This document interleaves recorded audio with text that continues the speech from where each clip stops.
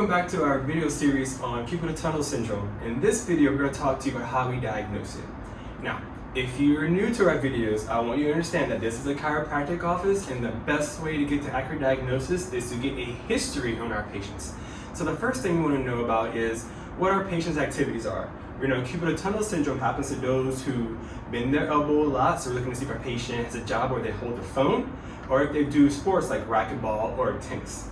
The next thing we want to know is, where is our patient's pain? Because remember, Cubital Tunnel Syndrome, the pain is going to be on these last two fingers, but in carpal tunnel syndrome, it's on the first three fingers, okay?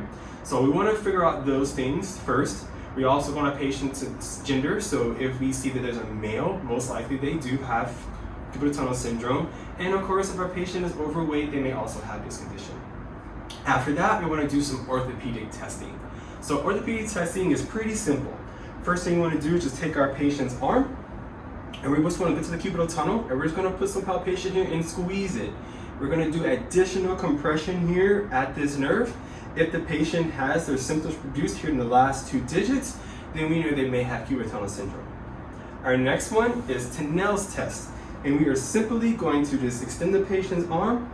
We're going to take our reflex hammer, get right here in the tunnel, and just hit it. Reflexes are okay, but if the patient does have any pain or numbness in these last two digits, then they probably do have Cubital Tunnel Syndrome. Our last test is going to be the elbow flexion test. We're going to have our patient flex their elbows, supinate their hands, and then they're going to extend the wrist. Our patient will hold this position for up to 2 minutes. If they do have any numbness or tingling in these last digits over here, they probably do have Cubital Tunnel Syndrome. So now that you know how we diagnose it in our office, I want you to stay tuned, because in the next video, we're going to show you how we treat. So stay tuned, and we will see you in the next video.